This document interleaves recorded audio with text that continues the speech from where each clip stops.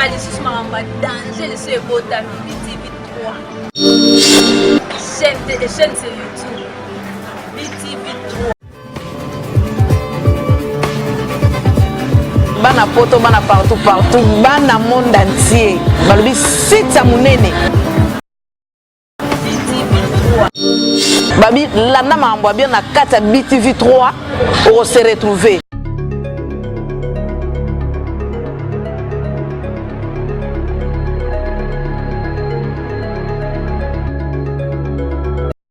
Bonjour, Bandeko Batali, Bandeko Babone à BTV3. Tu ça rabino tout le temps qu'on informe bino ils a devoir nabiso. Alors lelo tozo yambela bino mutumonene. Sotobi mutumonene en tout cas na sepelaka mingi ko loba bongo moko akoko tabomo na yesa la lokola ba surprise.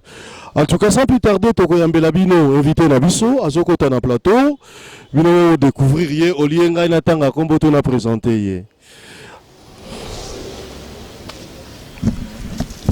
Bonjour papa. Bonjour. Sango. Ouais. La carte BTV3. Ouais. Les émission mon NP. Les alliés adresse. Il y a le rôle aux autres comme chrétien qui église neni. Donc chrétien ça en église tout. Attends ça en église ou assemblée la mais soit quelque part à côté de nous. Ça toujours moi en ensemble. Ça moi en ensemble aussi. Toujours bunde la combat à valeur, toujours bunde la combat à respect, à état de droit. Ce qui fait que ceux qui n'ont quelque part na yo qui le soleil état de droit sont intéressés. Naza obligé za kana mboka na ngai te to na ndako na ngai partout na kokinde. Au-delà ya unga na sala so na kuti bande kunso ba sala yango c'est que toujours le belo moko. Naza obligé na partager à vina bango. Sango. État de droit toujours le bawana. Est-ce que eza ndoto ya baba ou bien kozala ndenge ni na mboka na biso papa? Non, eza ndoto te kokoma mais eza processus. Mboka uti na wapi tozo kende wapi. Eza likambo to koma nango mezo senga travail molai pamba te mboka ebebaki pena na mozindo mboka ezalaki donc ba leka ki ba non mais komandaka ka partir ya 1960 tilelo voilà indépendance tilelo mboka ese ebebaki ya solo tant mundela kei tozwi indépendance mais lolenge tosaleli indépendance wana na ndenge sengelaki te quoi te mundela salelaki te donc toutes les chefs o baleki moko na moko abomi mboka na ndenge na ye moto na moto aboma na ndenge na ye mais bao pena ba dernier donc lokwa ba kabila ba ende na kotinga na libulu ba kundi na kokundi de la minute au Congo il faut que c'est que ça nous amboka ya kobomisa te mais il faut que c'est que ça papa nalobi otangi kombo lobi ba kabila baleki ba tie pena mboka na libulu mais bazo continuer ko chaka na libulu non mais bazo continuer ko chia libulu na makanisi mais na ndenge ya kokunza baza ko kotia ngo lisute parce que tant Kabila azaki président de la République ba makambo ebele pe tozomona ngo lelo ezalaki te lelo yo ngala za na bandi combat 14 ans on a souffert on a été arrêté plusieurs fois tokoti baner on a été arrêté plusieurs fois na bakacho menacé j'ai été enlevé ici na boulevard plusieurs fois donc on les a baera Kabila mais lelo yo na lingo lobate ke pesi biso makaso sala makambo na nko mais moi liberté ndambo ya kolobali kambo ekoti quand même écoute il y a un changement dans ce sens là problème na biso ezali ko canaliser ba projet tous on a besoin de changer moni Congo ebebaki partout et là au moins malonge ezaki souté alors Félix Tshisekedi là devant Mbara Eshwa abanda wapi po bongisa nini pour l'équipe ebele parce que biloko eleki ebele mais il faut peut-être atala ba priorité na kati ya biloko ebele obi na kati ya ndako nyonso ya ba posa to pesa ndakisa mwana no akufi aux anniversaire moi non musu il faut abala nyonso ya ba posa faut pour naziko faut pour nini ya priorité donc les toza bo nyonso ya na ba besoin mais priorité les opposer à ces problèmes alors lorsqu'on cherche à tout faire au même moment les places au même moment désordre donc pour le moment il y a un changement mais ce qui n'a minime par rapport à Obatuba aussi sango nazo ngisoma mukesima tozonga mukesima olobi bo baleka ki batchaki pinda Congo na libulu eza boete bakundi yango mais bazo continuer ko kunda yango ti mais moi te que rip wana bazo continuer et comme iko tu rip yango ebendani na bape mususu na sima pourquoi yoka question na ngai ngana obo yango rip ezalaki déjà na ki bakundi mboka bakomi rip souci à peuple ezalaki to sekusa mboka Félix Tshisekedi a reçu la confiance pour qu'il y ait assez de Samboka. Voilà. Pour mes amis, quoi, collaborateur. Bazoche bakal. ala collaborateur batozo biso so sekusika batano mona baza mobulu ko sekisa tika bango bazala na koma zo dépendre na ye asekuisa na mission bapesaki ou bien landa conseil ya bato ya motema mabe to ana deux types bato et ana bato musu na Congo so ali azomona guerre banda po bango si balambaki mais ana mutu musu so ali azotuna est-ce que ba voisin pe balié est-ce que ba voisin balé besoin ya bato ba vivre pour na baninga mais bato ya intérêt na bango Kabila a vécu pour lui bato ne ba vivre pour na bango Bakoko Nyang et tous ces gens là ils ont vécu pour eux-mêmes ba vivre pour na peuple mais nous avons besoin plus de voir de gens au ba la série soucier ya peuple o azonyo kwa mo azana beni guerre aussi la te ba bazana moi comme on a ça pour jour les autres 3 ans depuis 2017 comme on a ça pour un baboma chef tragique et quota na niveau mo impossible bato zo continuer ku fatile ba viol nyonso etikali impunity lelo on a besoin plus de Congolais qui peuvent vivre pour les autres au lieu bato ba tirer couverture na côté na bango moko où ils ont intérêt commun mais siko okolobela nini net surtout personne net ngai biso bato libanda toloba ke bokonjeza na maboko wanani parce que bato bazoloba ke ya za liboso muso eza simanai te bokonjeza na maboko ya Félix Tshisekedi do signature eza na maboko na ye signature goza la mepo mais ali omonde za boye so bako tuna we na kata ndako tuna we papa na mina bi papa et maman pe wana bebisi bato lakisi bango papa maman tout ça ce que comme ngobani na boyer moko bo senti ba elo au moins bunge fallait que papa ganga mais papa zo ganga te maman ganda zoloba ndebo komba papa na maman za faible maman nda za makasi mais na papier ya classe zo bato kombo ya tata la bino ko papier kombo ya tata les pommes ezali Félix a président de la République mais esuki kozala président la kombote il faut pas sentir présidence na il faut beta loboko na likola mesa exactement mutazo se ku se fois timola il faut za na pa il faut timola ko zo yo tantie mutazo ngana bomo faut sukola ya tele mabanda ko tambola banda suko ko témoigner dans le Congolais za état pas ko témoigner te so Congolais témoigner bola mo Félix na minute eza flatterie Félix asali na eloko elo mo côté za na jeunesse alikanisi eloko liboso fois se ku za na Congolais a popoli mais pour se ku ça faut appeler na ba pao de justice na maboko faut ko dédouaner c'est un processus na lobby hein na lobby hein moni vraiment ngana bien placé lelo na mikoswana yo mutu monene un grand journaliste na kati mboka na un grand combattant bande ko poto bazolo bake mboka ekomi ya baluba partout wana lukuta wana lukuta moni ba triba tala ezala bato mususu de la nature ba da ba tribaliste ezakutu ba ngamba ba pouvoir te soki mboka il faut qu'on ait un système ya bikolo bon balonzo ba kozwa pouvoir journée balonzo ba kozwa journée balonzo ya ba kenge ba kozwa pouvoir journée donc so boche mboka parti on a plus de 450 ethnies so boche chaque ethnie a son pouvoir pour donner dans la tour na mu kolonine bah oui ça c'est un faux départ il faut pas que tribalisme ezali mabe kolekana sida eleki na ebola tribalisme donc tokoki jamais ko soutenir tribalisme il faut vraiment ko combattre on a énergie nyonso ndenge tozali mboka za baluba te baluba bazali bangala baza baswahili bazali wani ya langage ba faible so moni mutu mo bovani ya baninga kote ba baluba wana langage ba faible obosanteke na mboko ba swahili ba monétiser na prière prière ko mina sema même na prière follow ba mungu baba po nzamba yoka mais heureusement que nzamba follow ba mungu baba po ba yoka yo mais heureusement que nzamba yoka batutu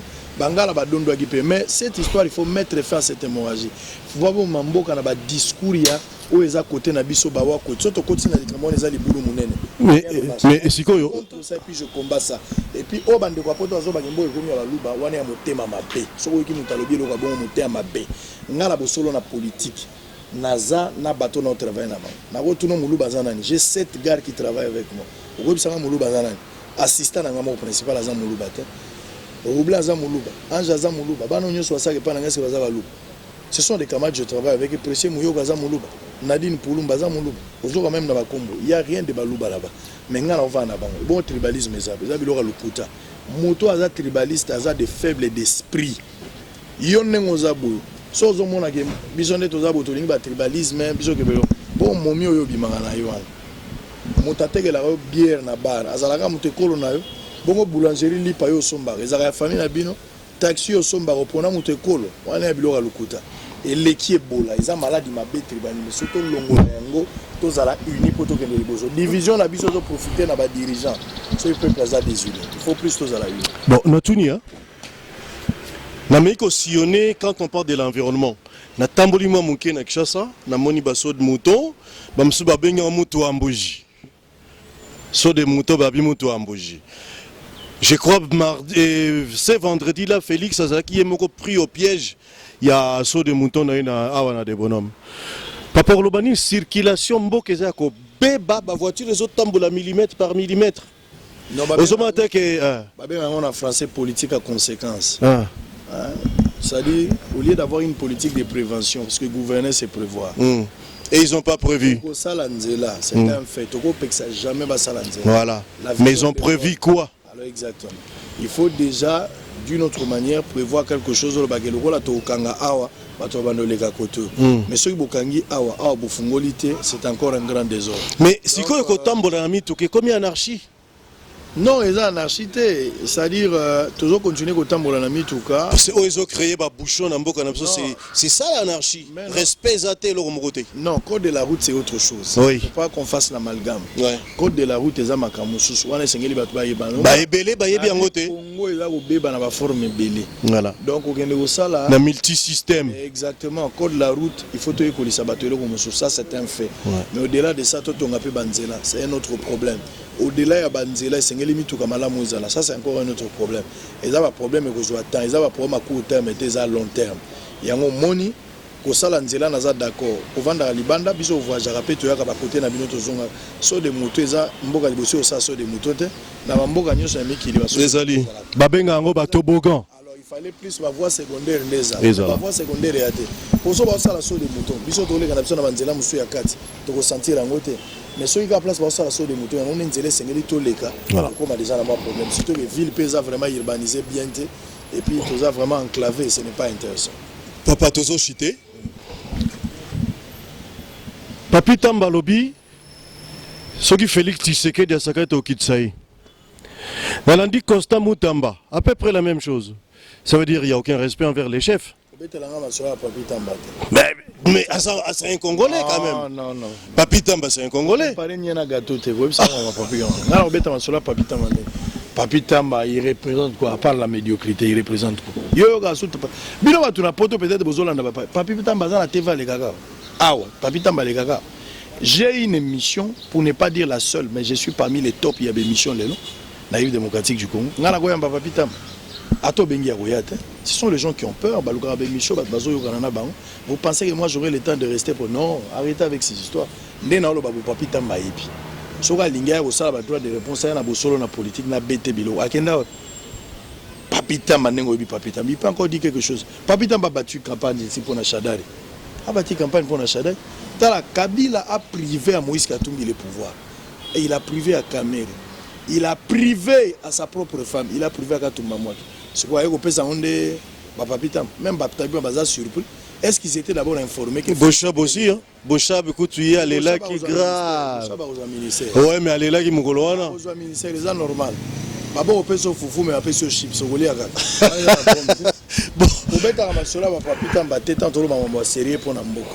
Vraiment, je n'ai pas un problème avec lui, mais c'est quelqu'un qui a montré ses limites, il faut le laisser là-bas. Bon, donc, on a un débat sur la TVT, proposer des idées. Des idées. Gentini. Mboka, les loyaux sont partout dans le monde, il y a un marché gré à gré entre les privés et les publics.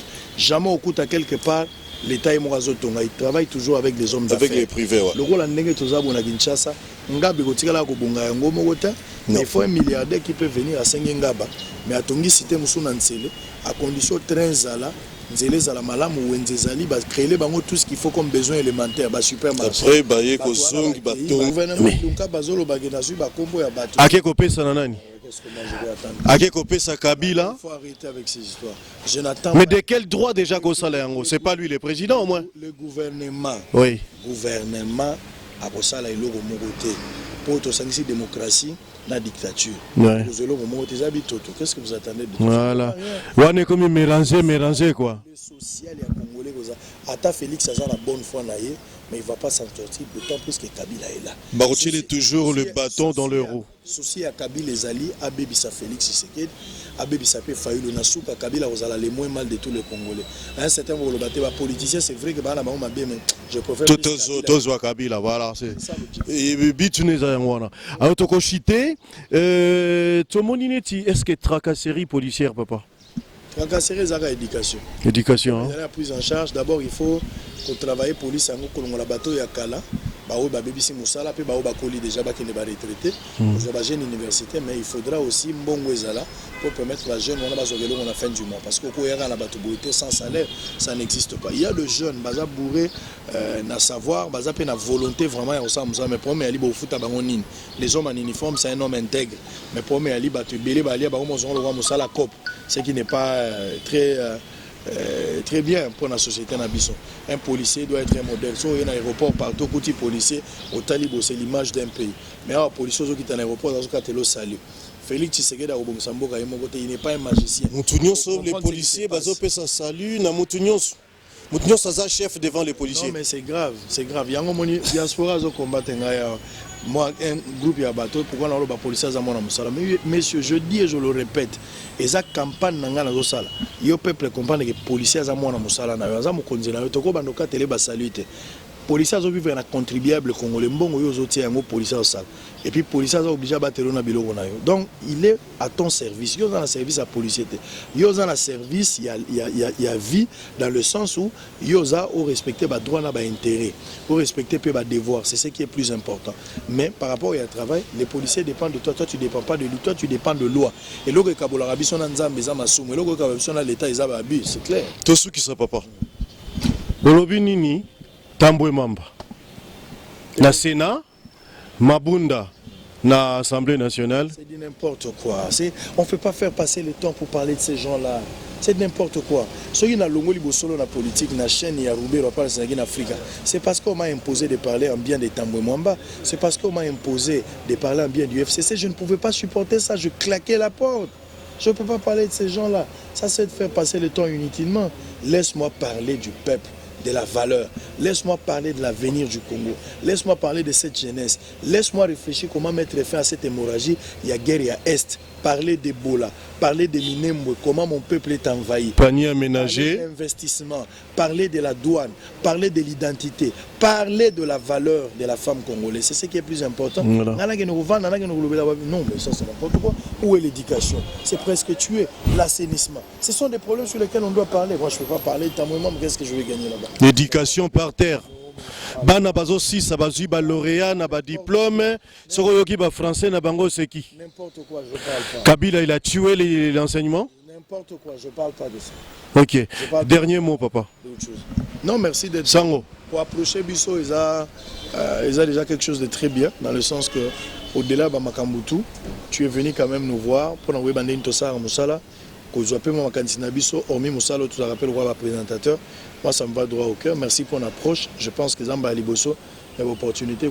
On va peut-être continuer à travailler aussi, il n'y a pas de problème. Si Dieu nous prête vite aux yeux, ma cookie, tu m'appelles Ibanda Bomo Messano. Peut-être qu'on va pas la minute pour la collaboration. Mais Bolo Bamalam pour le Congo, place Nyon Sozali, Kanisa Malam pour le Congo, Salam Malam pour le Congo. C'est ce qui est plus important. Merci papa. Merci. Zamba Pambolo. Merci à Pambolo. Yassika lisusu makambo danger leso ebotami BTV3 chaîne sur YouTube BTV3 bana poto bana partout bana monde entier balobi site munene BTV3 babi landa makambo bien na kati ya BTV3 on se retrouver